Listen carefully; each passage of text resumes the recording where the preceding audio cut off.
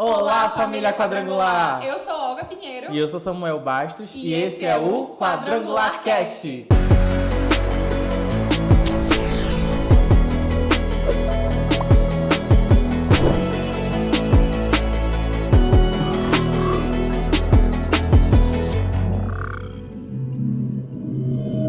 Esse episódio mais que especial vem trazer algumas curiosidades e algumas dicas para você conhecer os seus direitos como cristão e também pertencente à sociedade. Muito bem. E com muita alegria eu gostaria de receber essas irmãs que são líderes, que são advogadas e que estão aqui para tirar algumas dúvidas, um bate-papo, uma conversa, tá? Então, eu gostaria de dar as boas-vindas para a Fernanda e para a Flávia. Fiquem à vontade e falem um pouquinho de vocês aqui para as pessoas que estão nos acompanhando.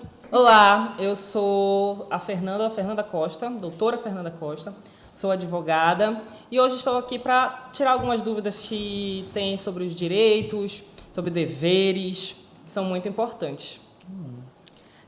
Boa noite. Eu sou a doutora Flávia Costa, eu sou advogada, especialista em prática jurídica e social pela Universidade Federal, também especialista em direito ambiental e membro da Comissão de Direito Previdenciário da OAB Pará. E o melhor de todos, líder de jovens. Amém.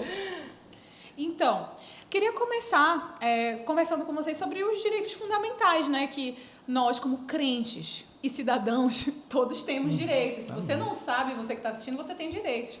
Então, vocês poderiam dizer brevemente para a gente quais são os direitos fundamentais que nós temos como cidadãos? Eu sempre falo que todos nós, cidadãos cristãos ou não cristãos, nós temos que conhecer os nossos direitos. Conhecer os nossos direitos como o que nós podemos fazer ou não fazer dentro de sociedade. Hoje, eu acho que nós sofremos muito e a população sofre muito porque não conhece. Então, eu acho que a base dos nossos direitos, que é o direito fundamental, que está lá no artigo 5º, que fala que todos são iguais perante a lei, sem distinção de gêneros, sendo brasileiros ou estrangeiros, têm os direitos iguais aqui dentro do nosso país e protegidos: o direito à vida, o direito à segurança, o direito à igualdade, o direito à liberdade e o direito à propriedade. Então, desses direitos, até mesmo dentro do artigo 5º, decorre milhares de direitos. Até como, por exemplo, a liberdade ao culto religioso. Glória a Deus. Necessário. Muito necessário. A liberdade de ir e vir, porque todo mundo, quando fala em liberdade, só pensa que é a liberdade de ir e vir, mas não é. A liberdade, por exemplo, tem um desdobramento tão grande, não só na liberdade de culto, como na liberdade de você poder falar, dar a sua opinião, expressar aquilo que você concorda ou não concorda. Assim como o direito, por exemplo, de propriedade. O que é o direito de propriedade, Fernanda? É a possibilidade das pessoas terem: olha, essa casa é minha. Eu consegui, é minha casa, está no meu nome. Ou então, eu tenho a possibilidade de entrar com um pedido de uso capião de um local que já está há muito tempo, que você já mora. Então, assim, as pessoas, com a falta de conhecimento do direito os direitos principais, elas perecem, elas perdem muitas questões, elas perdem muitos direitos, elas perdem de deveres que deveriam ser cumpridos para com elas não são cumpridos. Por exemplo, o desdobramento do direito à vida, direito à saúde. Infelizmente, a gente sabe como está o SUS hoje. A gente sabe como está a possibilidade de você ter uma consulta, entendeu? E sendo que é garantido dentro da nossa Constituição a possibilidade de direito à vida. E à saúde, à liberdade. Entendeu? Então, assim, nós precisamos, como cidadãos mesmo, conhecer o mínimo dos nossos direitos, dos direitos fundamentais. E eu sempre falo, eu aconselho: você é aluno, você pai, você tem um momento, bora ler a Constituição, nem que seja só um artigo, para você chegar em algum lugar e saber: não, isso aqui foi violado, isso aqui não foi violado. Isso é muito interessante. Só abrindo aqui um parêntese, eu até vi recentemente em uma aula de cidadania no nosso Instituto Teológico Quadrangular, justamente a questão de que o povo, quando ele não sabe dos seus direitos, ele sempre vai ficar naquela postura de assim, nada é pra mim, eu não tenho... Exatamente. Tudo é só abaixa a cabeça, acabou. E não, você tem direitos, né? Você pode sim se posicionar. Não, isso daqui tá previsto pra mim, né? Você começa... O cidadão, ele fica refém ao que o outro quer. Entendeu? O que o outro sabe. O que o Porque outro se ele sabe não que sabe, o outro sabe. É verdade. ele fica refém e ele se deixa negligenciar em muitas áreas. Hoje a gente, por exemplo, cita a questão da saúde, porque é uma coisa que todo mundo conhece, que as pessoas não conseguem uma vaga de um leito no hospital, por exemplo. Verdade. Mas tem milhares de outros direitos que são garantidos que são violados. Dentro da Constituição, nós temos garantido, por exemplo, o direito à segurança? Sim. Ele está previsto Outro também, né? ponto. E ele não está previsto dentro dos incisos do artigo 5º, ele está previsto no caput, ou seja, na cabeça, no começo. Então, são os 5 primeiros direitos: liberdade, igualdade, segurança. Então, a segurança, por exemplo, a segurança pública, tem que ser assegurado para o cidadão a segurança. A possibilidade dele ter um patrimônio, por exemplo, a casa dele, e não ter a casa dele violada. A casa dele, eu estava vendo numa rede social que eu acho que era uma loja, uma rede de lojas. E uma pessoa chegou lá para invadir essa rede de lojas. Quebrou a fechadura, entrou, só que não levou nada. Aí os policiais, nós não podemos prender ele, porque ele não levou nada. E não. Nossa. Ele cometeu um dano. Ele invadiu uma propriedade privada e ele cometeu um dano, porque ele danificou a porta. Fechadura, né? A fechadura, ele danificou. Então, como é que é isso? Entendeu? Então, assim, nós temos o direito de proteger, de ter a segurança, de ter nossos bens, a nossa vida guardados e protegidos. Sim. Eu vou abrir aqui, Samuel, já um tópico que eu acho que é um dos mais sensíveis que a gente vai falar aqui, né? Que é justamente a segurança com as nossas crianças e adolescentes, né? A proteção à criança e ao adolescente. E para a gente começar essa conversa, essa discussão, eu queria perguntar para vocês a responsabilidade. Qual a responsabilidade da igreja? Eu sei que vocês, além de advogadas, são crentes em nome de Jesus. Aleluia. Qual a responsabilidade da igreja na proteção mesmo, diante da proteção das crianças e dos adolescentes? Isso é um tópico realmente bem sensível, mas aí eu começo contigo no artigo 277 da Constituição, que ele fala justamente sobre a proteção integral da criança. Com esse artigo, o que a gente pode tirar hoje? A proteção integral, ela não depende só dos pais. Porque antigamente se pensava que a proteção da criança é do pai e da mãe, né?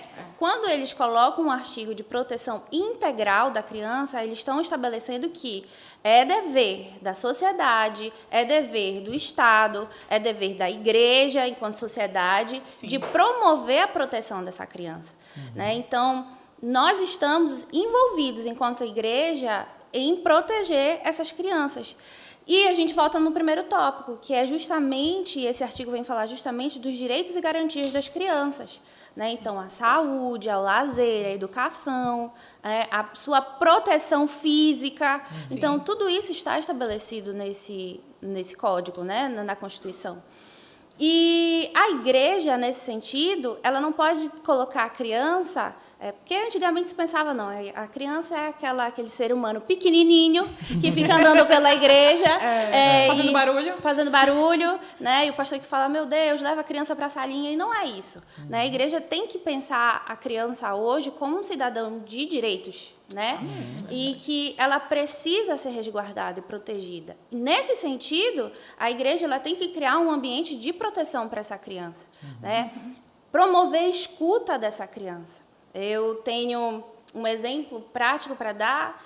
Algum tempo atrás, uma pastora me procurou informando que uma das adolescentes da igreja dela tinha passado por um abuso, né? E que teria sido o padrasto da criança. E a mãe, ela não tinha acreditado na criança, na adolescente, né? Mas a pastora acreditou, ela ouviu essa criança. E ela queria saber quais eram as formas que ela poderia agir para promover a proteção dessa criança dentro da igreja. E justamente isso que eu ia te perguntar, porque não veio a busca do direito da criança, né, que é ser guardada perante essa situação, da própria mãe, e o acusado era o próprio padrasto. Então, como a igreja pode ajudar nesse sentido, já que a igreja ouviu essa criança? E uma coisa que tem que ser colocada, na verdade, muitas das vezes a criança é exatamente na família que a criança sofre, de alguma maneira, uma violência. Hoje a gente pode falar com o mais grotesco, o abuso. Mas é um parente próximo, é uma pessoa próxima, é um padrasto, é um primo. São pessoas próximas. Lá em Mateus 21, fala justamente que da boca da criança sai o perfeito louvor. Amém. E, às vezes, a gente não quer ouvir essa criança, esse adolescente. Né? Então, a gente tem que levar em consideração o que o Senhor falou para a gente, enquanto cristãos. Agora, falando enquanto cristã. E é muito importante a gente levar isso em consideração. Nesse sentido da proteção, a igreja tem que criar um protocolo. Nossa, se eu perceber que uma criança chegou na salinha, ela está dessa forma, dessa outra forma, como é que eu posso fazer para proteger essa criança, mas também respaldar a igreja? Que protocolo tem que ser feito, né? Valendo se lembrar, e isso é um tópico que eu estava conversando até com a Fernanda antes da gente começar aqui, que muitas vezes a gente chega na igreja e acha, não, aqui é um pedacinho do céu, tudo tranquilo, mas enquanto igreja, nós vivemos um hospital. Tem pessoas aqui sendo curadas e tratadas, né, de suas dificuldades. Então, a gente tem que levar isso em consideração.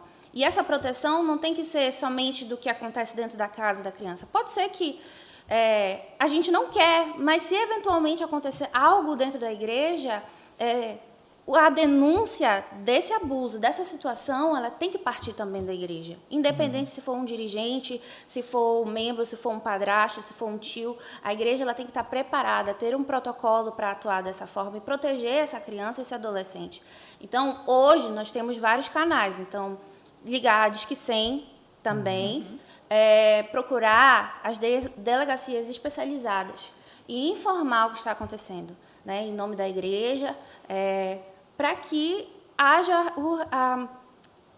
a proteção realmente dessa criança, o respaldo da igreja, mas a proteção da criança, que é o principal objetivo. O Ministério Público também é uma forma de buscar essa ajuda, que muitas das vezes, como eu estava conversando com a Flávia, que tem municípios que não tem todo esse suporte. A gente está aqui na capital e está maravilhoso, mas nem sempre é assim.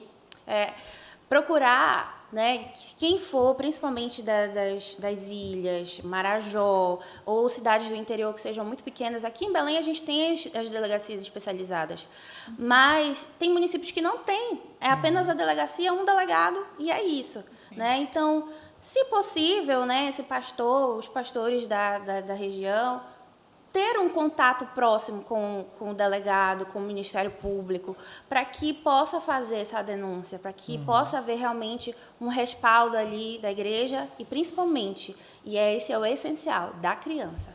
Como a Flávia falou, a Flávia é nós somos líderes de jovens, sou pastora da Rede Oicos, né? Olga? E se tem uma preocupação que passa pelas nossas cabeças em todos os eventos, é exatamente proteger essa criança. Proteger esse adolescente. Surgiu uma situação, vamos buscar como que a gente pode resolver. Líder de jovens, principalmente líderes de jovens que têm o maior contato o tempo todo, buscar realmente ter essa escuta com esse adolescente, com esse jovem que está lá. Muitas das vezes você vai tomar um impacto pela informação que você tem, mas é muito necessário que você esteja ali disponível para ajudar. Se você não se sentir tão seguro para tomar uma decisão, para fazer algo, procure seu pastor, o pastor presidente da sua igreja, procure um pastor que possa lhe auxiliar, um pastor que possa lhe ajudar, porque você pode ser um canal de bênção na vida daquela pessoa, dela sair dessa vida realmente de sofrimento. Eu lembro que uma vez eu cheguei para o culto, na verdade. Cheguei para assistir o culto, e aí estava tudo ótimo, quando de repente 5 disseram que queriam fazer discipulado comigo. Tudo bem, bom, vamos começar. dos 5, 4 chegaram e relataram abusos na infância. Precisavam conversar, que precisavam gerar perdão e tal. Mas já pensou, de 5 jovens, 4 relatarem isso? Isso gera um impacto. Isso gera... E hoje eles têm consciência, mas tem muitas crianças, muitos adolescentes que estão passando por isso sozinhos. Que não tem como se proteger. E não velar. Né? Não pode ser um tabu dentro da igreja. A gente não pode pegar o assunto e colocar debaixo do tapete. Exatamente. A gente tem que promover a proteção dessa criança. Isso é o mais importante. Porque eles são a próxima geração. Sim, com toda certeza. E como vocês como líderes, vocês podem instruir os líderes, os pastores, a justamente semear esse ambiente de segurança, tipo, para a pessoa que chegar na igreja saber que aquele pastor, aquele líder não vai me julgar, mas sim me ajudar a conseguir o meu direito e a minha proteção. Eu acho que o principal ponto é a comunicação, entendeu? É informar e se posicionar mesmo. Hoje a gente tem muitas pessoas, e até mesmo pastores e líderes, que parece que têm medo de enfrentar essa dificuldade. Então, você precisa se posicionar, você é líder, você não está na frente de uma igreja porque você é bonito ou porque você tem dinheiro. Você está na frente de uma igreja porque você tem um chamado. E se você tem um chamado, é porque Deus tem um propósito para a sua vida e Ele quer lhe usar nesse propósito. Se é para lhe usar nesse propósito, se entregue totalmente. Não adianta você querer se entregar no propósito e querer ser omisso para algumas determinadas informações. Então, vamos falar lá na igreja, vamos reunir aqui... promover um treinamento com a equipe. Sim, verdade. Vamos gerar informação, vamos auxiliar, chama os líderes de crianças, líderes de adolescentes, líderes, deixa eu informar aqui vocês. Eu não quero que vocês deixem crianças irem ao banheiro sozinhas, que sempre tenham um auxílio, que possa ajudar, suportar. Sempre verifiquem como é que está as salas. Tem essa atenção. Então, vocês têm a liderança, o pastor, ele tem o papel de zelar por essa criança, como nós já vimos. E, além de o papel de zelar, ele tem o papel também de informar. Nós ali estamos num púlpito. A gente tem a possibilidade de informar todas aquelas pessoas que estão na igreja. E hoje, com a tecnologia, a gente tem a possibilidade de informar não só o pessoal que está dentro da igreja no culto, mas todos aqueles que têm acesso à informação. Verdade. Então, eu creio que o líder de jovem, o pastor e aquela pessoa que está à frente de uma liderança, você tem a possibilidade de informar, você tem a possibilidade de lutar por essa criança. Então, não se fique omisso. Tome a sua posição, você tem um chamado para isso. Amém, glória a Deus. E ainda dentro do tema da proteção mesmo da criança e do adolescente, eu queria perguntar para vocês como funciona a questão da adoção. A gente sabe que por aí tem tantas crianças esperando sua família encontrar, né?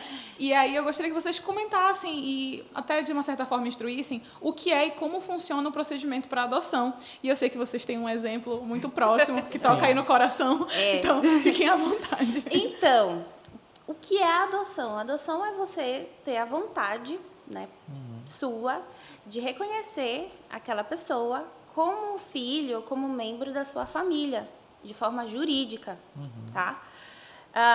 Lá em Efésios, fala justamente que o Senhor, Ele nos escolheu para sermos adotados por meio de Jesus.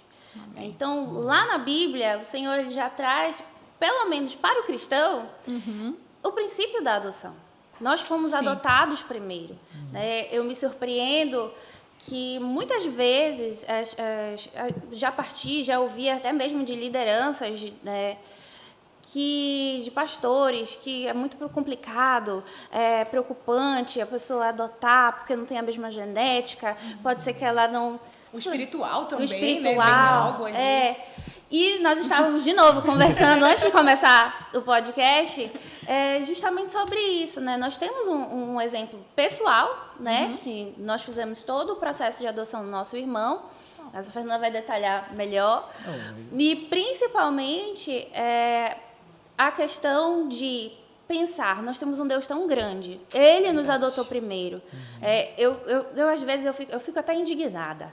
Né? Se indigne. Me indigno. Câmera, foca nela aí. Estou indignada. Eu fico indignada. E às vezes de ouvir de algumas lideranças, não, olha, não é bem assim, não adote, mas é um princípio nosso. Né? Lá, há anos atrás, a gente tem esse exemplo na nossa família, nossa avó, ela adotou um dos nossos tios, ele era sobrinho, mas ela cuidou dele como se fosse dela, da infância até a fase adulta, né? E hoje ele é professor, ele tem filhas, ele cuida delas tão bem e nós respeitamos, chamamos de tio, tomamos benção, né? Família. O Senhor, ele quer que o Senhor ama a família. O Senhor quer que nós aprendamos a entender que Ele quer que a gente adote também. Né? Nós fomos adotados, nós fomos amados por Ele.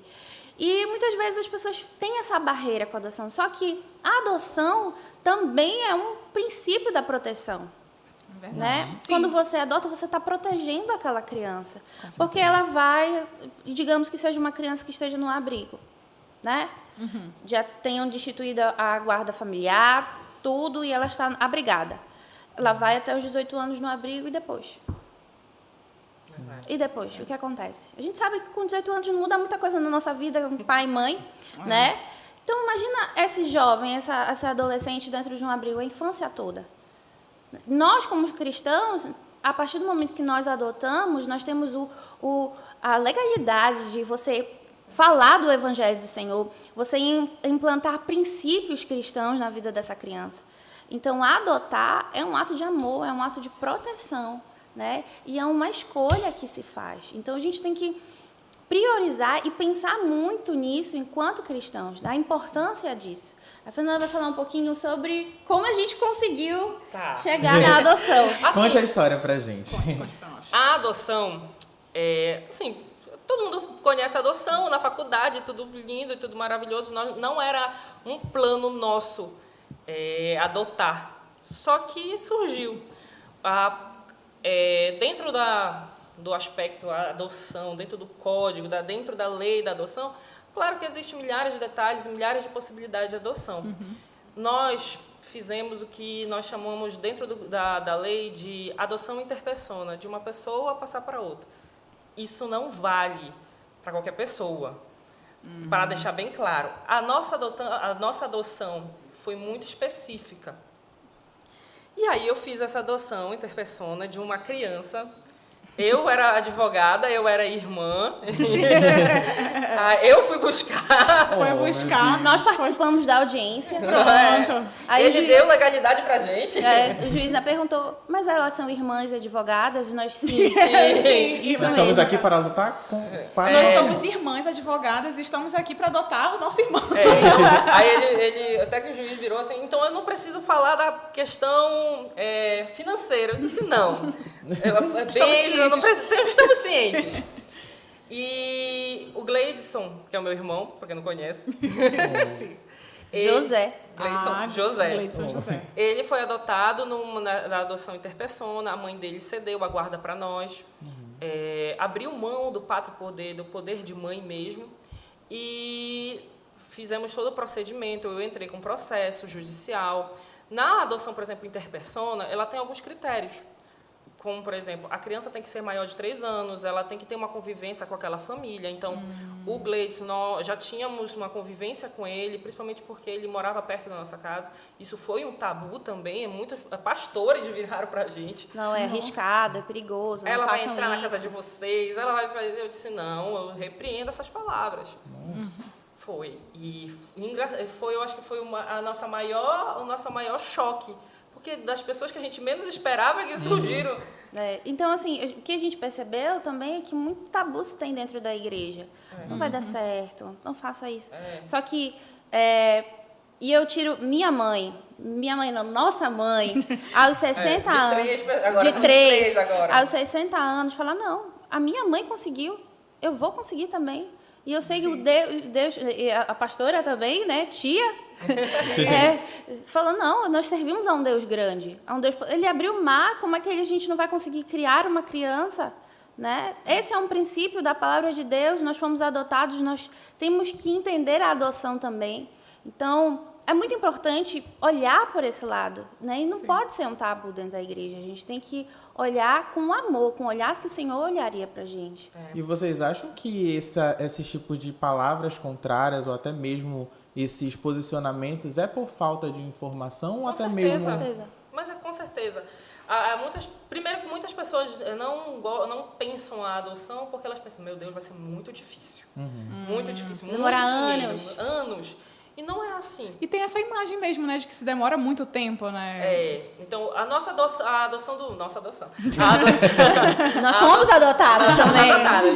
A adoção do nosso irmão durou 2 anos. Eu dei entrada no dia 6... Não, minto. Eu dei entrada no dia 5 de dezembro de 2017. A adoção dele saiu dia, eu acho que 6 de junho de 2015. Ela lembra. 2015 não, 2019. Isso, 2007. É porque como a gente estava no procedimento, eu entrei primeiro com o processo. Então, eu estava em todo o decorrer do processo. Marca audiência, a gente faz... É um processo burocrático? Sim, exatamente por causa da proteção integral da criança. Você já pensou, eu vou pegar uma criança, jogar dentro de uma casa, a pessoa usar como tráfico, por exemplo? Então, existe... A justiça também se respalda, digamos assim, né? Para proteger a criança. E Sim. nós entendemos, mas quando nós entramos com o processo, eles deram guarda provisória, da guarda provisória, marcaram audiência, teve visita técnica. Quando eu estava saindo para o fórum, chegou a psicóloga, chegou a vir visitar, fazer o parecer. Eu disse, quase me dê uma carona aqui no carro também. Que eu tô indo bem Aí ali. eles fazem toda a visita técnica na casa, eles entram, abrem as portas, armários, não para, sei lá, investigar se a sua casa é boa ou não. Se tem dinheiro, se você tem prataria. Posses. Mas para ver se aquilo ali é um lar, né? Se vão colocar a criança... Se não é só uma fachada aquilo ali também, né? Exatamente. Então, é muito importante que isso aconteça para a proteção da criança, né? Sim. Imagina, você não simplesmente o juiz, você quer, eu entrego para você. Sem saber o fundo, se realmente é uma família que vai acolhê-la. E assim, a adoção, ela tem a dificuldade, burocracia, mas você consegue superar. Por exemplo, quero facilitar. Realmente, procure um advogado da sua confiança, ele vai te orientar, te dar direção, ele vai lá no fórum, o que ele tiver que fazer. Mas se você quer dar esse pontapé, Fernanda, eu quero adotar, mas eu tenho essa dificuldade financeira, o que eu posso fazer? Inicialmente, vá no fórum da infância, da criança e da juventude. Da infância e da juventude. Aqui em Belém do Pará, ele fica na Cidade Velha, ali próximo da Prefeitura de Belém. Vá lá, olha, chegue lá na vara. Eu quero adotar uma criança. Eu quero me cadastrar. Legais? Quais são os trâmites? E eu quero me cadastrar para ser um adotante. Aí eles vão fazer o seu cadastro, o seu inscrito. Você vai entrar nessa fila da adoção. Depois de você entrar na fila da adoção, tem milhares de cursos. A gente aprende tudo. A gente aprende matemática, a gente aprende física, que nunca mais a gente vai levar não vai levar pro resto da nossa vida. Hoje eu só faço... A fórmula de Bhaskara. A fórmula de Bhaskara, né? Mas ninguém se incentiva a aprender a ser pai e mãe. Então, eles vão lhe ensinar a ser pai e mãe. Tem cursos para fazer. Como a adoção do meu irmão foi interpersona, não tinha necessariamente que passar por esses cursos. Mas a minha mãe fez, meus pais fizeram todos os cursos. Tem lá o certificado. Até hoje, lá está no grupo dos pais que eram adotantes. Participaram das aulas junto com ela. Das aulas junto com ela. Porque isso foi essencial para o início da adoção. Acolher uma pessoa nem sempre é tão fácil, porque não é simplesmente pegar um boneco, não é bebê reborn. Não é um bebê reborn. Polêmica. Traz a polêmica, corta pra mim, uma polêmica. E uma coisa interessante realmente não é um bebê reborn, porque também a gente tem que desmistificar, eu quero adotar, mas eu quero uma criança loira, dos olhos azuis, que tenha tantos meses, e não é isso. A adoção é um ato de amor, independente. Nós adotamos, nosso irmão tinha 6 anos já? Eu entrei com o processo, ele tinha 6 anos. Quando terminou o processo, ele já estava com uns 9, mais ou menos. Hoje ele tem 16. Olha. 16 anos. 16 anos, então, a nossa cara. E se a gente parar para observar, muita gente só quer o bebezinho, mas nós temos tantos jovens, né, que têm um futuro promissor, que têm um futuro que é abençoado, que por um tabu, ou às vezes um achismo, ai não, só pode ser aquela criança com aquele jeitinho, com aquele cabelinho. Não, a gente não pode transformar nossas crianças num cardápio. Isso é muito importante. Não são bebê reborn que você pode escolher, né? São crianças, são daquilo da onde provém a palavra do Senhor, que é o louvor do Senhor, né? O que é o mais puro louvor. E muitas vezes a gente está colocando aquelas crianças como um cardápio, e não é isso que a adoção ela vem trazer para a gente. Né? Então, que a gente possa observar sobre isso. Uma coisa que a gente também sofreu, logo que nós adotamos o Gleides, que ele foi para nossa casa, passado 3 meses nós fizemos uma viagem. E ele foi com a gente, obviamente, né? Fortaleza, sol, praia, ele amou. Ele amou, ele foi paparicado de todas as formas no hotel, entendeu? E aí as pessoas, meu Deus, vocês levaram ele para viagem? Eu ia deixar ele aonde? Já é o primeiro ponto. Eu acho muito bacana como vocês realmente... Não houve, pelo menos assim, um adendo. Se você não sabe, eu sou da mesma rede que ela. Sim. Então, eu vivenciei, eu pude observar de fora, mas observei essa transição. Então, assim, da feita que eu conheci o Gleidson, ainda nem tinha terminado o processo, mas, assim, já é família mesmo. A gente já via a configuração de família. A Flávia, ela já mudou totalmente o discurso. Ela não era mais a caçula. Era a irmã do meio. Irmã do meio. A irmã do meio. A irmã do meio, ela sofre, sabe? Polêmica, olha de novo. A irmã do meio, ela tem um sofrimento. Mas, olha, o que é interessante, que eu lembro a frase que eu falei no dia que... Porque todos nós passamos por oitiva dentro do tribunal, né? E eu falei para a psicóloga que eu sentia que ele sempre fez parte da família. Sempre, sempre. Apesar de a gente ter adotado ele com 6 anos, acho que eu já tinha, 20 e poucos anos. Eu tenho 15 hoje. Só de ministério. Olha, pega. Que isso? E aí... Ele sempre fez parte. Eu sentia como sempre ele sempre tivesse feito parte da família, mas que em algum momento ele foi fazer uma viagem e depois retornou. Porque o sentimento é o mesmo. Né? A proteção é até maior. O meu irmão, eu fico de olho nele. Cunhadas, só daqui a 30 anos. Já deixa registrado. E tem que ficar algo bem claro. Não é uma pessoa que você deixa no quartinho no fundo da sua casa. Ele se torna filho como qualquer outro. Direitos e deveres. Direitos e deveres. A gente brinca, por exemplo, no nosso patrimônio. É 33% para cada filho agora. Ele é filho. Ele não é um estranho, ele não é uma pessoa... que veio aleatória, não, ele se torna filho, ele vai ter o mesmo sobrenome que você. Se tiver que ter a mudança de nome, vai ter a mudança e tem essa possibilidade. Se tiver que... Muda CPF também. Muda o CPF. Sim. Há uma mudança, é como se fosse realmente... Não é como se fosse... É uma família diferente. É como o Senhor nos adota. Eu já ia fazer esse comentário. É exatamente isso, né? Ele faz tudo novo. A adoção também é da mesma forma. É tudo novo. Nome, quem é o pai, a mãe, o CPF. A certidão de nascimento é uma nova certidão. Ela é reimpressa. Então, isso é muito importante da gente lembrar e colocar esses parâmetros também dentro da igreja, né?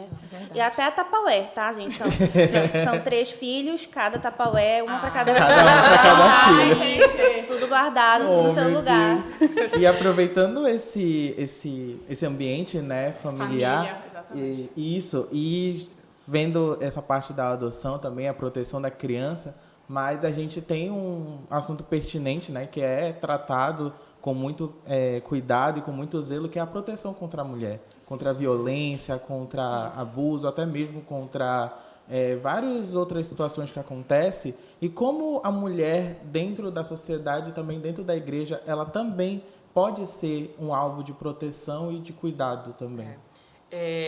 Assim, nós já falamos de segurança, a gente falou de proteção, a gente falou da infância.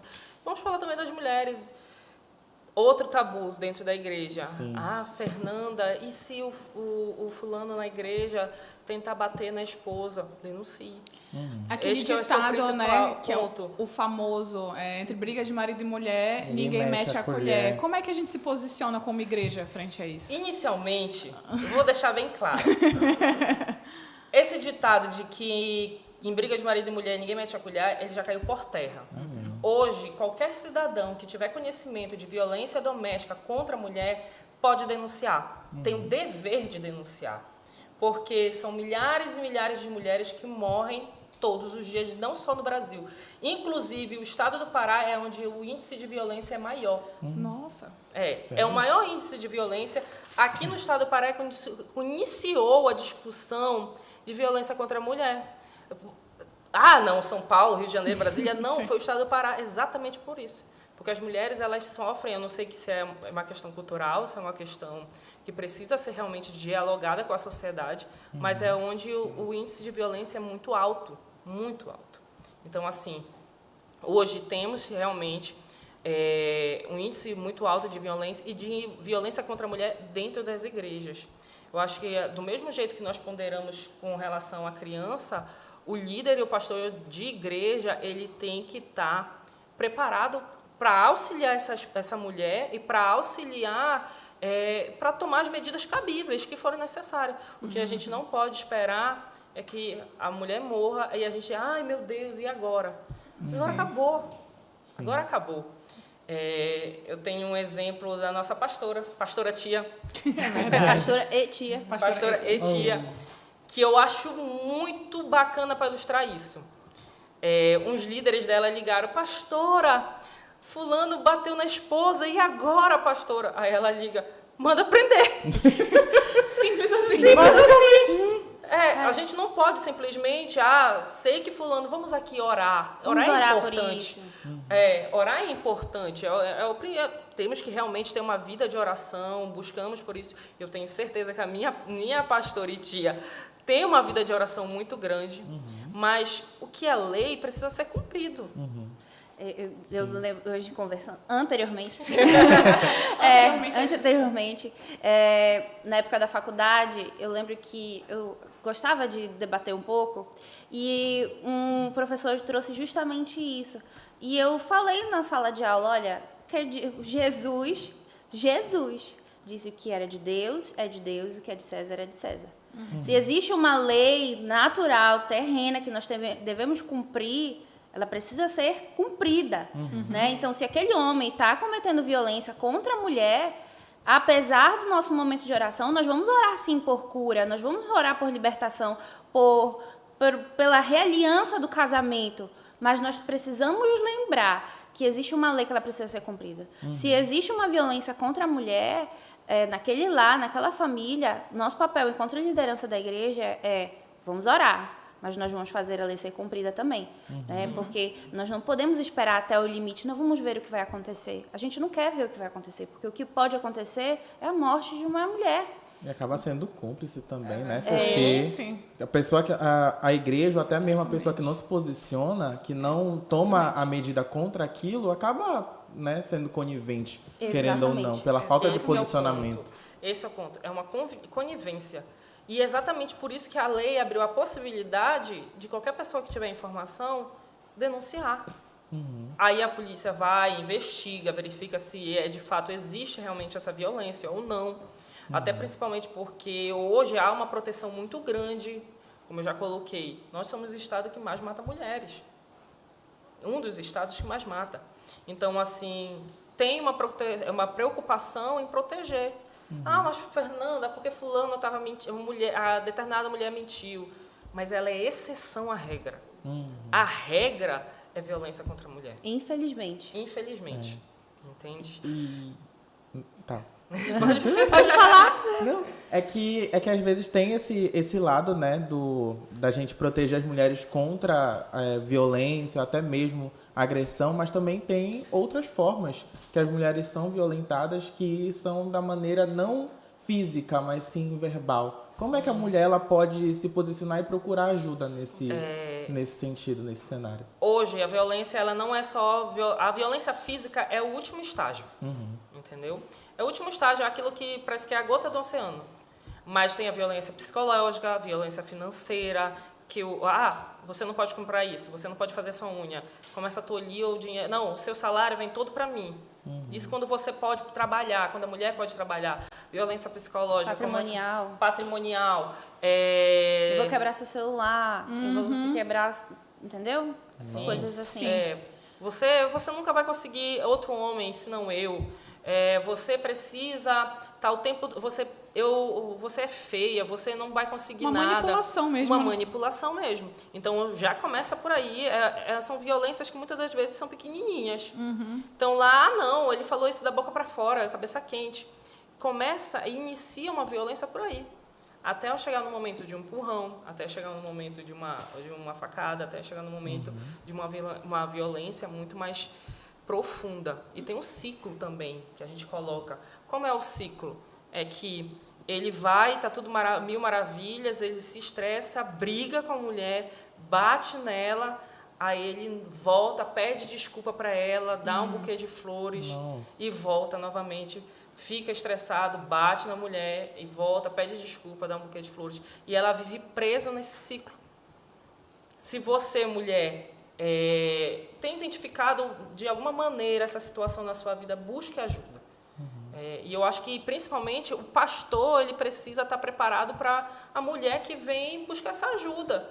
O que ele pode fazer? Sim. Primeiro, acolher. Acho que é o primeiro ponto. E segundo, auxiliar ela para que ela possa ir de encontro a denunciar esse rapaz ou essa pessoa que está sendo agressiva a ela. Qual seria o Disque Denúncia? É o Disque 100. O Disque 100 também. Disque 100. E nós temos também a delegacia especializada que fica aqui no Marco, a Delegacia da Mulher, e é muito interessante... Mauriti, isso. E fica ali na Mauriti, e ela é especializada justamente na violência doméstica contra a mulher, e quando a mulher procura o atendimento lá, ela já sai de lá com todos os agendamentos. Todos os agendamentos. Então, ela denuncia, ela recebe a medida protetiva, ela já passa por um exame, e ela já passa com o juiz, já sai com uma decisão se tiver filhos de guarda, alimentos, né? Então, é interessante... como o nosso Estado também é preparado nesse sentido, mas a mulher também precisa buscar, né? Independente se é da igreja, e isso é muito interessante, porque às vezes a mulher... mas como é que vai ficar a minha cara na igreja, os irmãos, né? Mas você é mulher. Sim. Você precisa ser protegido, o Senhor te ama, né? Ele te ama também. Né? Antes de você ser uma mulher que está sofrendo uma violência, você é filha de Deus. Ele não quer ver você sofrer, né? Ele não quer, por uma imagem que vai passar para as pessoas, que você sofra dentro de um casamento, de um relacionamento. Então, é interessante a gente falar isso, porque, como os outros assuntos a gente colocou, também é um tabu. Tem gente que fica, como é que vai ficar? E o que vão falar para mim? E é importante que na igreja também esteja preparada para que, se caso a mulher faça isso, que a igreja também acolha, que não seja um lugar de julgamento. Eu queria até aproveitar o gancho do tabu, porque, como a Fernanda já falou, né, nós somos, infelizmente, um Estado campeão na violência contra a mulher, mas existe algo também que é pouco falado, que existe a violência contra o homem. É menos, assim, se for falar estatisticamente, mas acontece. E a gente já viu algumas até notícias de que as pessoas até levam como algo até um pouco cômico. Porque, de fato, quem é o mais forte é o homem. Então, o homem que sofre violência, por exemplo, mais no quesito... não só físico, mas financeiro ou abuso moral, algo nesse sentido. Vocês têm alguma experiência nessa área ou algum relato que possam compartilhar? Assim, como eu falei, nós temos, não sei se por cultura, no estado do Pará, uma violência predominantemente feminina. Sim, com toda certeza. Claro que todos nós, seja criança, adulto, idoso, seja mulher, homem, a gente está suscetível a sofrer violências. Então, o que eu aconselharia? Primeira coisa, se afaste daquele que é o autor da sua violência. E seja mulher, seja homem, se afaste.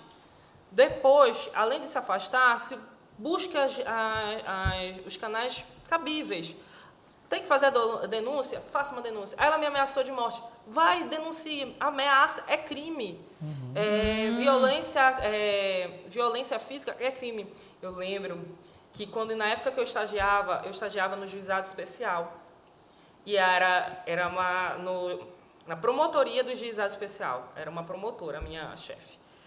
E aí a minha chefe é uma promotora, a assessora é uma mulher também, e eu de estagiária com mais uma outra estagiária. Então, era um gabinete feminino. Até que um dia chegou um processo para nós. Um processo em que era um rapaz, ele queria terminar o relacionamento dele com uma mulher, e ela não queria terminar o relacionamento. Ela cortou o rapaz todinho. Meu Deus. Não, foi. Assuntos pesados, Nossa, né? pesou o clima. Pesou o clima. Vamos erguer ele agora, pera lá. Cortou o Gente, rapaz que todinho. situação. Nossa, que horrível. E eu não sei que unha que aquela mulher tinha, pelo amor de Deus. Mas foi uma agressão física extremamente profunda. Por que foi para o juizado especial? Porque tem um crime que é um crime de baixo potencial ofensivo, que é o lesão corporal.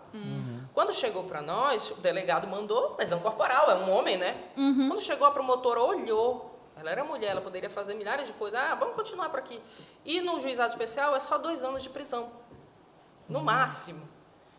Ela pegou, olhou isso aqui, não é lesão corporal leve. Isso aqui é lesão corporal gravíssima. Pediu a incompetência e mandou para o ordinário. Uma vara comum. Uma vara comum para o ordinário. E aí o processo continuou contra a mulher, porque ela cometeu a lesão corporal. E lesão corporal continua sendo crime. Isso. Entendeu? E nesse sentido de separação, né? O cara que quis se separar dentro do nosso ambiente aqui, familiar e tudo mais, como é esse trâmite para se separar, assim? Porque a gente recebe, né, a instrução do nosso próprio pastor Josué: tome cuidado, escolha bem com quem você vai passar o resto da sua vida, porque é mais barato casar do que se separar, se Vamos divorciar. voltar. Corta pra mim. Editor, por favor. Foca em mim. Agora, líder de jovem quer dizer pra você uma coisa muito importante. Por favor. Entenda com a tia Flávia aqui, por favor. É o seguinte, é melhor você casar direito, é mais barato, tá? É mais barato, é muito melhor. Então, vamos lá, jovens da igreja, vamos casar direito, vamos fazer essa escolha legal, tá bom? Obrigada. Pode conseguir. Agora vamos. Prossegue, vai. Tá aí outro tabu. Divórcio. Divórcio. O divórcio é um tabu dentro da igreja até hoje. Vou me divorciar, o que eles vão falar de mim, o que vai acontecer. Assim, na violência, por exemplo, a violência doméstica, é uma coisa que eu ia até ponderar. Deus, ele fala pra gente o quê? Amai a Deus sobre todas as coisas e amai a seu próximo como a ti mesmo. Se você está cometendo uma violência, está deixando-se cometer essa violência contra você, o amor acabou ali. Você não sabe amar e aquela outra pessoa não sabe amar você. Já começa por aí. E o que Deus fala sobre o casamento? Que o homem tem que amar a sua esposa como Cristo amou a igreja. Ele não sabe amar. Ele acabou. O princípio do amor foi quebrado ali mesmo.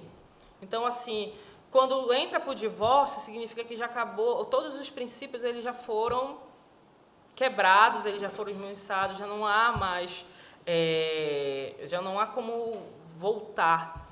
E assim, muitas pessoas elas pensam, não, vamos segurar o meu casamento, vamos segurar o casamento daqui, porque não, o pessoal da igreja, não, o que vão falar. Aí, por exemplo, eu recebi uma pastora me mandou mensagem essa semana que ela estava muito preocupada porque o rapaz com que ela tinha casado,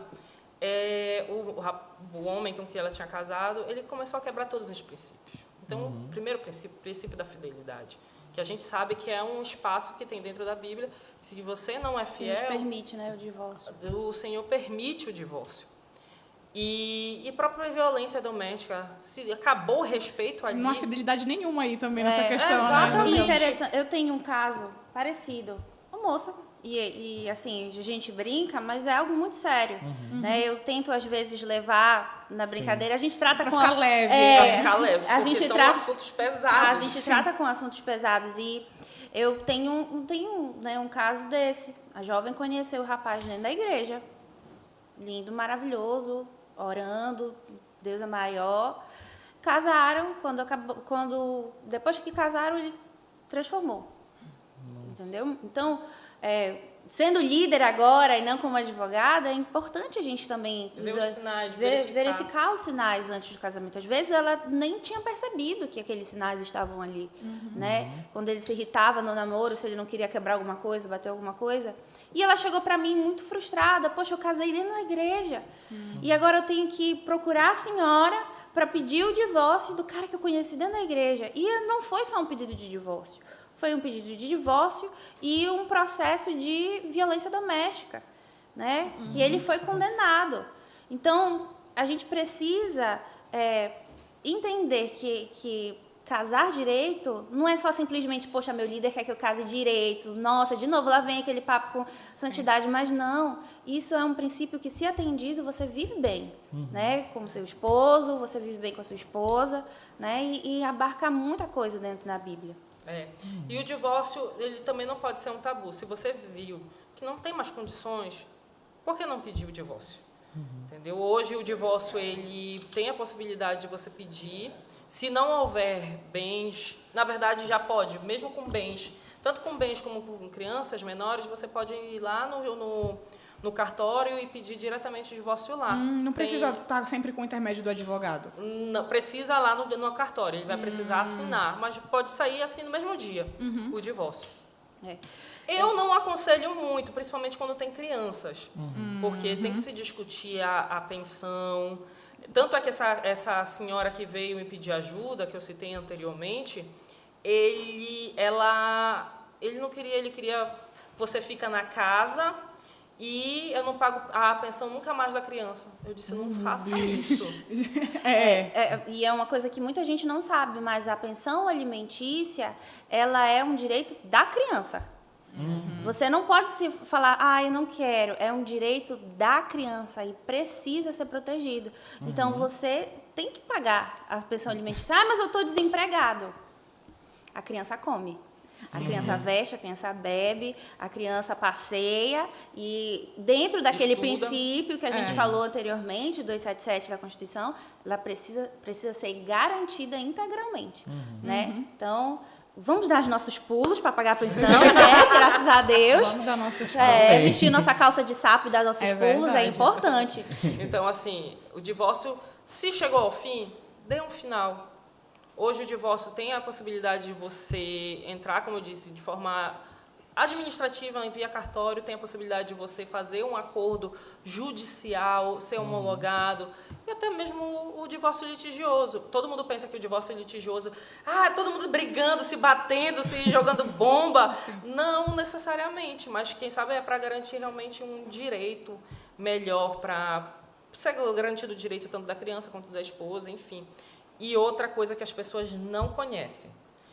Quando você entra com pedido de divórcio judicial, o juiz ele tem a obrigação de garantir o seu divórcio de imediato. Ou seja, você entra com pedido, de imediatamente o divórcio é decretado. Ninguém é obrigado a ficar casado com ninguém. Ninguém é obrigado a ficar casado com ninguém. E já pegando um gancho, você que está vendo esse vídeo aqui hoje, terça-feira, nesse último sábado, aconteceu o casamento comunitário na nossa igreja, uma bênção. E a gente já acabou, né, falando do fim, mas e o começo? E o começo, para quem quer casar? A gente começou ao contrário. Vocês podem falar brevemente para a gente essa relação de união estável, eu vou casar, qual o regime de bens eu escolho, um panorama assim. E aí, Olga, você entende muito bem dessa informação? Casando recentemente. Casei recentemente. Não, foca em mim, que o solteiro ele não tem um dia de paz. Eu também tô aqui. A gente Todos existe. estamos aqui. A gente existe. Todos estamos aqui. Vidas solteiras importam. Importam. Casados. Casar é bacana. Casar é legal. Nessa Casar é semana me importante. perguntaram se haviam mais divórcios do que... Eu quero deixar bem claro que a gente não está fazendo apologia ao divórcio, tá? Só porque somos advogadas. A gente está trazendo umas possibilidades Sim. para Informação todo mundo. mesmo, né? Isso, a gente não Sim. está fazendo apologia ao divórcio, pelo amor de Deus. Até porque, enquanto igreja, não se tratando de violência ou de falta de infidelidade, né, ou de outros tópicos, tudo aquilo que a gente pode consertar. O Senhor, ele pode consertar, ele pode fazer algo novo, né, na sua vida. Eita, glória. Eita, glória, aleluia. E Recebe, igreja. e aí eu já me perdi do que eu ia falar. Falando, porque te perguntaram recentemente, tu começou dizendo isso. Isso. Perguntaram recentemente se tinham mais divórcios ou mais casamentos. E, graças a Deus, mais casamentos do que divórcios. Amém. E vamos manter assim? As pessoas gostam de casar. Glória a Deus. E casar é importante. É verdade. Assim, casamento, algumas preocupações que você tem que ter. Primeiro, sempre buscar estar com seus documentos atualizados. Que isso é extremamente importante, porque você vai casar, você precisa estar com essa certidão de pelo menos 10 anos. Muitas pessoas não sabem, porém, todos os seus documentos ele tem validade de 10 anos. Por exemplo, tirei minha carteira em 2010, você precisa atualizar esse documento. Entendeu? Então, isso é importante. Certidão de nascimento, identidade. Casamento, isso, tudo. atualizada a cada 10 anos. E como a gente pode se prevenir nesse sentido, assim, de... É porque, por exemplo, eu fui casar e aí, no regime de bens, eu lembro que a gente bem leigo, né? Aí, qual vocês querem? Qual é o que mistura tudo aí? tem um universal. Põe um universal. Só que não pode. Só que aí falaram que a gente ia ter que ter... Eu já fiquei preocupada. Só que aí falaram que ia ter que ter registro até das nossas heranças e do bem de toda a família. Aí, então, qual é o mais tranquilo? É a comunhão parcial, né? Aí, então, fomos nesse. Quais são de menor taxas? As menores taxas. As menores taxas aqui. A comunhão parcial, que é o casamento. Quando você vai casar, nós temos um regime geral, que é a comunhão parcial. O que isso significa? Que tudo que você construir no decorrer do casamento é de vocês dois. Ah, Fernanda, eu comprei um apartamento antes de casar. Esse apartamento é só seu. Ah, Fernanda, eu comprei uma casa um dia depois que eu casei. A casa agora, meu amigo, é de dos dois. É da família. Daquela família que se iniciou. Tanto é que, por exemplo, quando você casa, você perde a sua certidão de nascimento. Agora você tem uma certidão de Fiquei casamento. É um só. É um só. Literalmente é um só. Biblicamente e judicialmente. É só Judicialmente. E tanto é que, por exemplo, se há o divórcio, você não tem uma certidão de divórcio, você tem uma certidão de casamento com a averbação do divórcio. Entendeu? Então, Tá ali, o registrado. casamento, ele é um ato extremamente importante. Não pode ser feito como a Flávia falou. Ele é um ato importante, você não pode casar de qualquer maneira. Tem que se realmente pensar. Então, a gente colocou aqui que, por exemplo, o regime de comunhão parcial. O regime de comunhão parcial é o que todo mundo adota. Eu estava até comentando que eu tenho um cliente que hoje ele tem um patrimônio. E aí ele, doutora, eu vou casar. Eu disse, que bom, mas a gente vai casar em separação de bens. Eu disse, que bom, que eu já ia dizer isso para ti. Que bom que você vai casar assim. Por quê? Por que a separação? Porque separa o patrimônio dos dois. Por exemplo, se ele, e a atividade dele é uma atividade de risco. Se empresarial de risco. Se daqui para frente ele está bem financeiramente, mas passou 2 anos, ele perde tudo, só vai responder o patrimônio dele, não vai responder o patrimônio dela. Então ela fica resguardada. Entendeu? Então, assim, então o que eu faço, doutora? Procure informações. Antes de casar, busque saber. Não é o que mistura tudo. Assim, o que junta mais?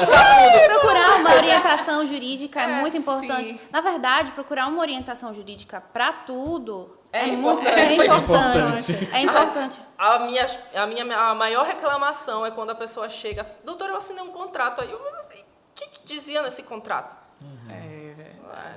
Esse contrato você não abria a mão de todo o seu patrimônio?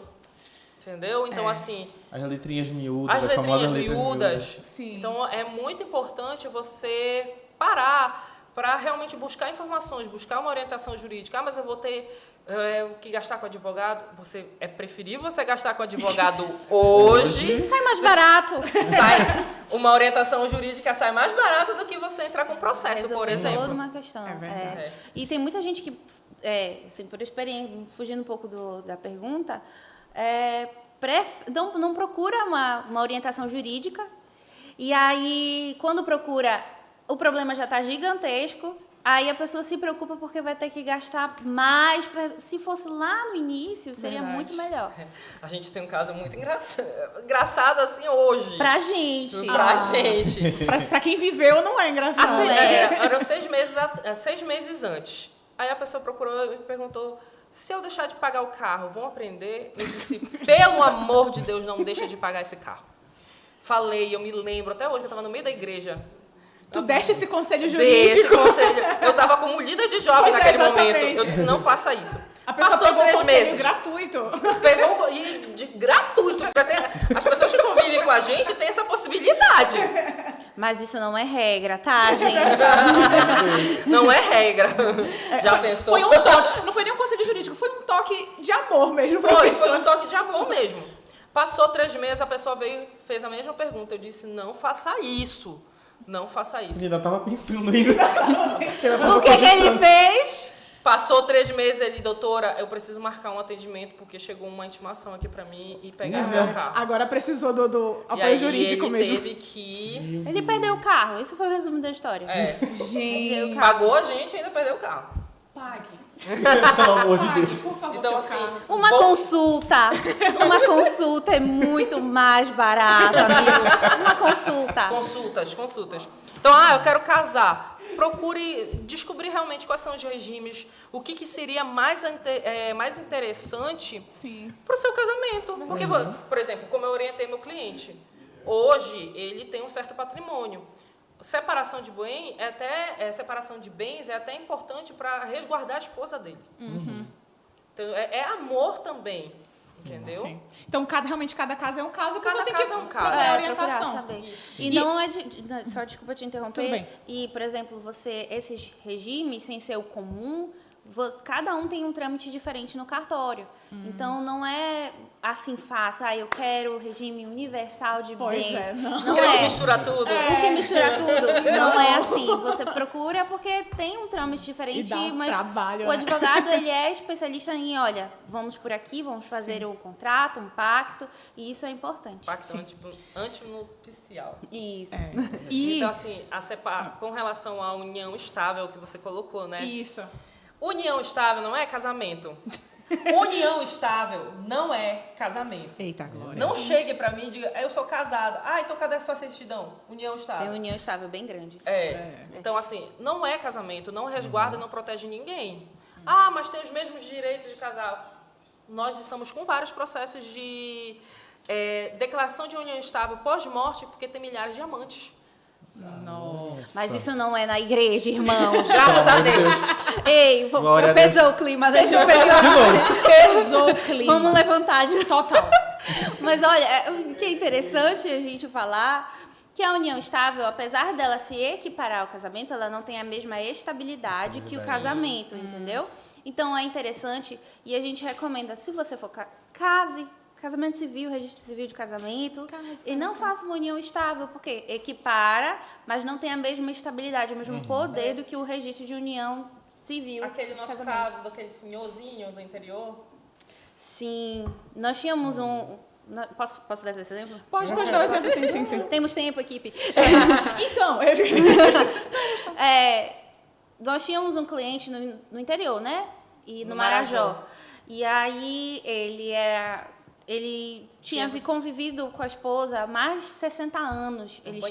Companheira. Porque eles não tinham nem união estável, mais de 60 anos. Era o amor da vida deles. Eles tiveram mais de 5 filhos. Foi 7, né? 7 ou 8. Eram E- muitos jovens. Muitos filhos. Muitos filhos. E eles não tinham esse Multipliquem-se, registro. né? Não tinham esse registro. Então, a gente pode até engatar num outro tema, porque quando a esposa faleceu, né, a sim. companheira dele faleceu, ele tinha direito a uma pensão por morte. Mas ele não conseguiu acessar esse benefício enquanto ele não tinha o registro de união estável pós-morte.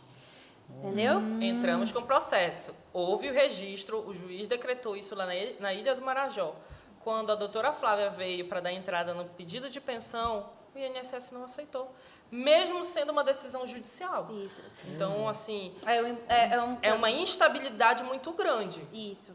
Então, Sim. apesar da decisão judicial, a gente teve uma decisão contrária do INSS. Aí eu tive que pegar aquele pedido e passar para a Justiça Federal.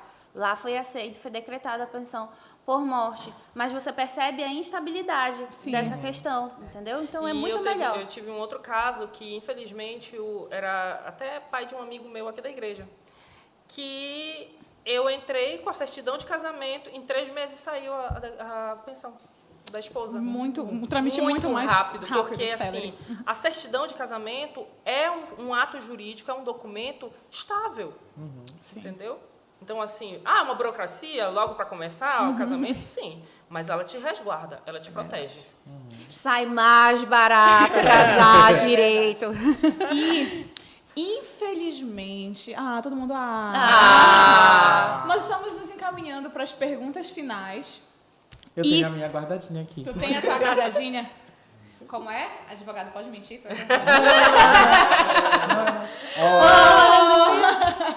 Ó, a gente está se encaminhando para as perguntas finais, mas eu gostaria já de, como a própria doutora Flávia já antecipou o nosso próximo assunto, né? O direito previdenciário. Eu sei que vocês trabalham muito com isso.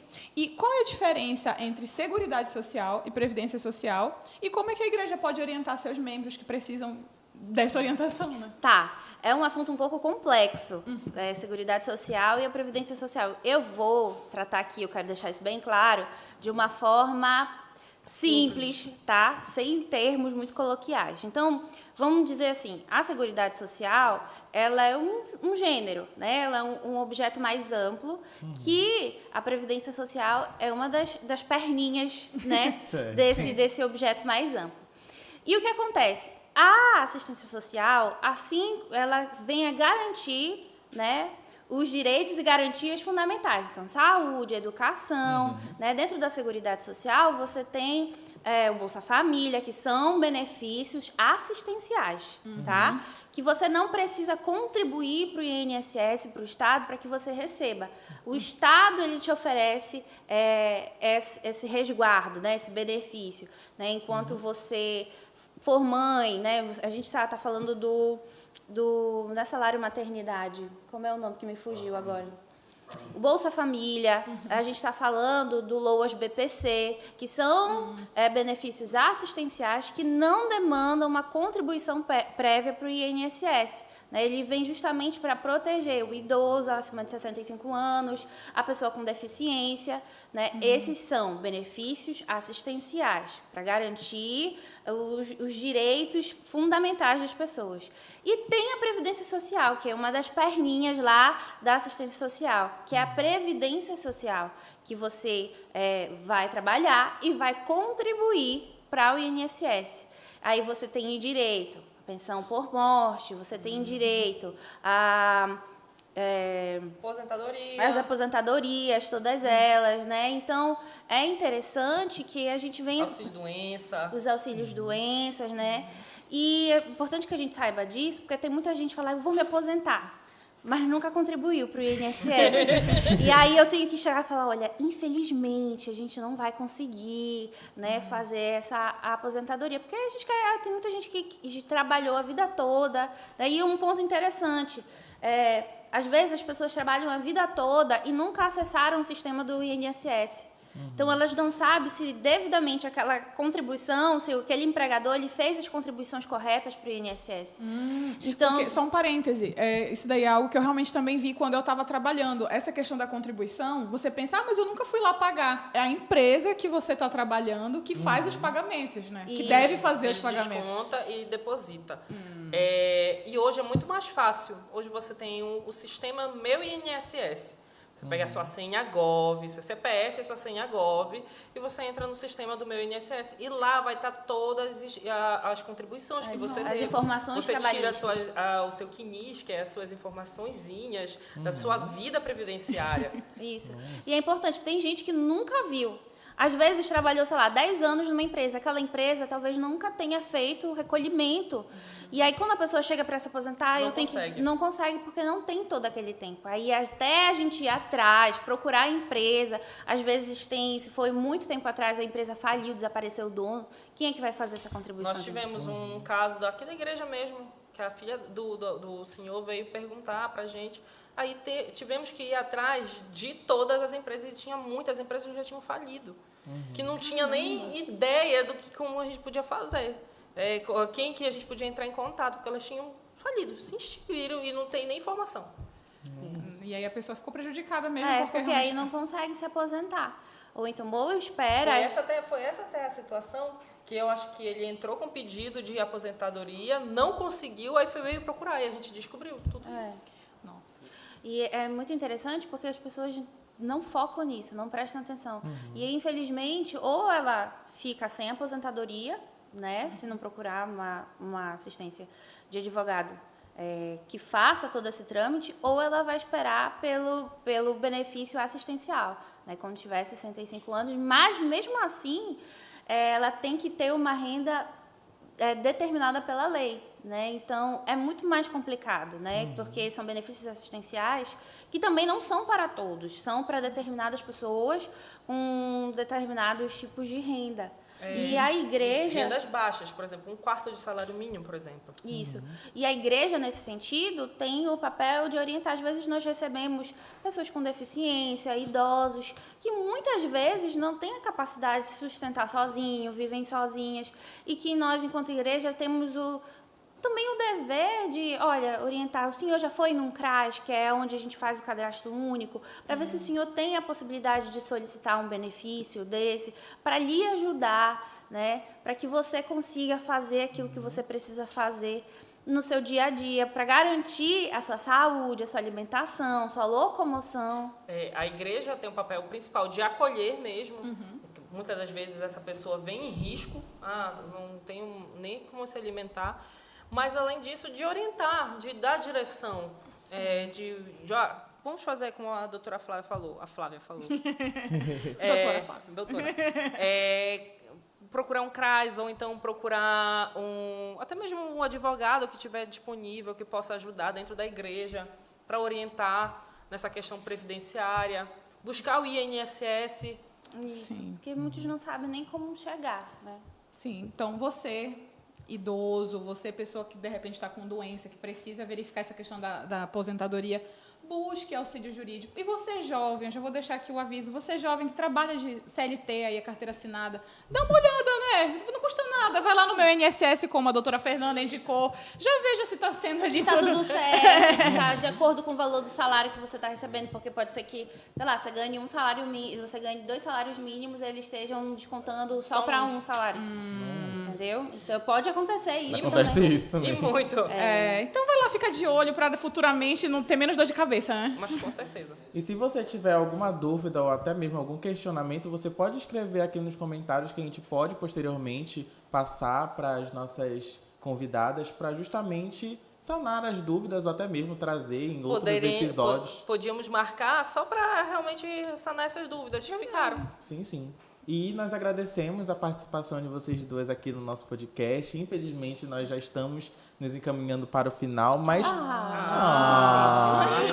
Mas eu gostaria que vocês deixassem aqui as suas redes sociais para as pessoas acompanharem o trabalho de vocês, conhecerem vocês melhor e também para a gente estar mais informado, porque a gente, na própria Bíblia diz, o povo perece por falta de conhecimento, tanto bíblico quanto na vivência em sociedade. É melhor a gente se prevenir do que ser prejudicado lá na frente. Então, fiquem à vontade. Sai mais barato. Sai mais Então, fiquem à vontade. Então, o meu Instagram é adv_Flávia Costa. O meu Instagram de trabalho. Lá você vai encontrar algumas informações sobre questões previdenciárias. Eu sou membro da Comissão de Direito Previdenciário da OAB Pará. E só fazendo um adendo aqui, também procurem os métodos alternativos de resolução de conflitos. Né? Nós temos nas universidades hoje os gabinetes de conciliação e mediação, que são muito importantes. Então, às vezes, você está com uma situação jurídica que eles podem lhe ajudar e lhe orientar. Então, é muito importante. E nas universidades? Principalmente na Universidade Federal, você vai por meio da Defensoria Pública, ou você pode ir pessoalmente no Núcleo de Prática Jurídica da Universidade Federal, e lá eles têm um atendimento ao público. Então, você pode Legal. resolver algumas questões relacionadas a divórcio, questões de direito civil, né? E também tem um dia específico para a questão agrária, né? Se você quer organizar uma documentação, você pode também procurar o NPJ lá da Universidade Federal. Falo porque eu acabei de sair de lá, então a casa é muito receptiva para todos. Amém. Meu Instagram é adv.fcosta. É o meu Instagram profissional, ministerial, Pessoal. Amém. Você vai receber informações, curiosidades jurídicas e vai ser ministrado em nome de Também. Eu geralmente posto informações sobre divórcio, casamento, questões civis mesmo, às vezes, até questões providenciárias às vezes. Então, lá temos informações. A doutora Flávia. Eu sou doutora, Estamos em uma audiência. Eu sou doutora Flávia. Como ela colocou, buscar realmente os métodos de resolução de conflitos. E dentro do Tribunal de Justiça tem o Sejusques, que eu sou mediadora e conciliadora exatamente por lá. Por quê? Porque lá eles também têm a possibilidade de chamar a outra parte, vocês tentarem fazer um acordo, resolver realmente o conflito sem necessariamente entrar para um litígio, que às vezes é realmente muito desgastante. E pra Tem você... vezes que não vão ter jeito, vai ser um litígio. Se a gente tiver que brigar, a gente vai ter que brigar juridicamente, viu, irmãos? Pelo amor de Deus. E para, no caso, aproveitar a presença de vocês aqui, vocês duas são líderes de uma rede de jovens. Gostaria de saber de vocês qual é o Instagram, qual é a liderança que vocês estão dentro aqui da igreja. Nós somos da Rede da Família, e na Rede da Família nós estamos com a rede Oicos. Então, o Instagram é @oicos.rede. Então, siga a nossa rede. .área. A gente já cresceu. A gente cresceu, então é oicos.área. Procure a gente. Verifiquei aqui. Dá uma olhada. Procure a gente, né, siga nossas redes sociais, que nós possamos informações sobre a rede, a área, mas também sobre os jovens da primeira região. Amém. Sim. Amém. A nossa rede é uma rede de células e nós estamos de braços abertos para receber vocês. Eu sou pastora, mas nós temos diversos líderes, como a Flávia, como a Olga, que também é nossa líder. Então, nós estamos aqui. Fiquem à vontade para nos procurar. Amém. Então, só reforçando, se você ficou ainda com alguma curiosidade, claro que a gente não ia abordar todos os temas jurídicos Exatamente. existentes. É muita coisa. É muita coisa. O episódio já coisa. vai ser ali um pouquinho mais, né, estendido. Mais estendido. Mas se você ficou com alguma dúvida ou alguma curiosidade, deixa nos comentários. Vamos estudar a possibilidade de ter, de repente, Parte 2. uma Parte parte dois. 2. Parte 2, olha. Se tiver muita Deixa aqui nos participação... comentários se você quer uma parte 2. Escreve aqui. Se tiver muito Queremos parte comentário... Queremos parte 2. Isso. E nós agradecemos por você ter acompanhado até aqui. Esperamos que tenhamos edificado a vida de vocês. E agradecer mais uma vez a presença da Fernanda e da Flávia. Glória a Deus pela vida de vocês. Corações. E não se esqueçam de nos acompanhar nas nossas redes sociais que estão aparecendo aqui embaixo, no Instagram e no TikTok, @quadrangular.cast. E os nossos episódios completos você pode assistir aqui no canal da IEQ Sede Pará, no YouTube, terça-feira, às 19 horas. Obrigada, gente. Tchau, tchau. Tchauzinho! Tchau!